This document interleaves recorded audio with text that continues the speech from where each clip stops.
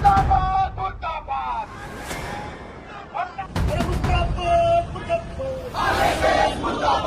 दोस्तों, RSS ban की मांग कर्नाटक से लेकर महाराष्ट्र तक पहुंच गई है। प्रियंका खड़गे ने एक बार फिर से आरएसएस पर तगड़ा हमला बोला है। औरंगाबाद में अंबेडकरवादी और आरएसएस में टकराव देखा जा रहा है। सब कुछ बताएंगे दोस्तों, वीडियो के अंत तक बने रहिएगा। शुरुआत कर्नाटक से। राज्य में शांति भंग की गई तो आरएसएस को बैन कर देंगे। अगर हम केंद्र सरकार में आ गए तो देश में आरएसएस को बैन किया जाएगा। यह है प्रियंका खड़गे, कर्नाटक सरकार में मंत्री और कांग्रेस अध्यक्ष मल्लिकार्जुन खड़गे के बेटे, जो इन दिनों आरएसएस को लेकर बेहद सख्त रुख अपनाए हुए हैं। प्रियंका खड़गे ने कर्नाटक में आरएसएस की गतिविधियों पर रोक लगाने की मांग की, जिसके बाद राज्य सरकार ने बड़ा फैसला लिया। फैसले के तहत सरकारी स्कूल, कॉलेज, सरकारी मैदान, सार्वजनिक जगहों पर और या सड़क पर पथ संचालन जैसे तमाम सरकारी जगहों पर बिना अनुमति संघ शाखा नहीं लगा सकता। अगर ऐसा करता है तो 3 साल तक की जेल और जुर्माना का प्रावधान है।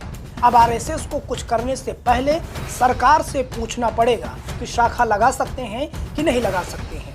देखिए, प्रियंका खड़गे का साफ कहना है कि आरएसएस की शाखाओं और प्रोग्राम में बच्चों की मानसिकता नफरती और जहरीली बनाई जाती है। इतना ही नहीं दोस्तों, आरएसएस के कार्यक्रम में अगर सरकारी कर्मचारी जाएंगे तो उन पर भी सख्त एक्शन लिया जाएगा, नौकरी भी जा सकती है। कर्नाटक सरकार ने सरकारी कर्मचारियों को सख्त वार्निंग दी है कि आप आरएसएस के कार्यक्रम में नहीं जाएंगे। जो भी कर्मचारी हैं जो राज्य सरकार के अंतर्गत काम करते हैं, उन्हें साफ साफ मना किया गया है कि आप आरएसएस के कार्यक्रम में नहीं जाएंगे। अब यह खबर देखिए दोस्तों, पंजीकृत नहीं तो फंडिंग कैसे? प्रियंका खड़गे का आरएसएस पर वार। बीजेपी बोली रजिस्ट्रेशन जरूरी नहीं। प्रियंका खड़गे आरएसएस के पंजीकरण और फंडिंग को लेकर गंभीर सवाल उठाए हैं। उनका कहना है कि आरएसएस खुद को सरकारी नियमों से बचाने के लिए आज तक अपना पंजीकरण नहीं करवाया है और न ही अपनी आर्थिक गतिविधियों को सार्वजनिक करता है। उनका कहना है कि अगर आरएसएस पंजीकृत संगठन है तो उसका रजिस्ट्रेशन दस्तावेज सार्वजनिक किया जाए। उन्होंने सवाल उठाया कि कपड़े सिलने, मार्च आयोजित करने, ढोल ताशे खरीदने और इमारतें बनाने के लिए पैसे कहां से आ रहे हैं? अगर संगठन पंजीकृत नहीं है तो उसे धन कैसे मिल रहा है? आरएसएस का पंजीकरण नहीं करवाने का मतलब है कि वह टैक्स, सोसाइटी रजिस्ट्रेशन एक्ट और एनजीओ कानून जैसे कानूनी दायरों से बाहर रहना चाहता है। उन्होंने यह भी कहा कि अगर संगठन पंजीकृत होता तो उसे विदेशी और घरेलू चंदे की जानकारी सरकार के साथ साझा करनी पड़ती। जूनियर खड़गे कह रहे हैं कि आरएसएस अपना पंजीकरण दिखा दे, सारा विवाद खत्म हो जाएगा। तो लगातार जो है प्रियंका खड़गे वो आरएसएस को निशाने पर लिए हुए हैं और वो उसकी तमाम गतिविधियों पर न सिर्फ रोक लगा रहे हैं बल्कि हमलावर भी हैं। हमला बोल रहे हैं कि फंडिंग कहां से हो रही है, पंजीकरण क्यों नहीं है, इस तरह के सवाल खड़े कर रहे हैं। इस खबर को देखिए दोस्तों, कर्नाटक के मुख्यमंत्री सिद्धारमैया भी आरएसएस पर तगड़ा हमला बोल चुके हैं। ऐसा नहीं है कि सिर्फ प्रियंका खड़गे ही हमलावर हैं, सीएम सिद्धारमैया भी हमला बोल चुके हैं। यहां तक कि उन्होंने कहा कि लोगों को सनातनियों की संगत से बचना चाहिए और आरएसएस से सावधान रहना चाहिए, क्योंकि उन्होंने इतिहास में हमेशा डॉक्टर भीमराव अंबेडकर और उनके बनाए संविधान का विरोध किया है। ये तो कर्नाटक की बात हुई दोस्तों।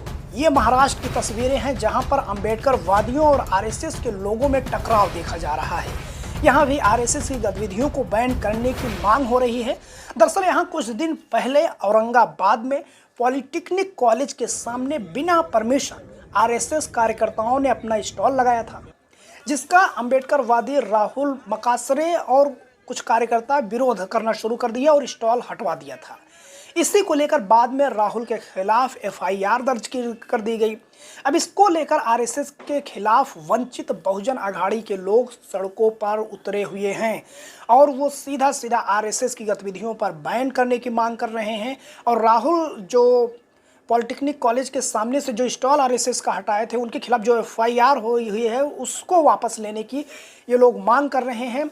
ये देखिए, प्रकाश अंबेडकर वो क्या कह रहे हैं। उनका कहना है कि आरएसएस ने भारतीय तिरंगे का विरोध किया।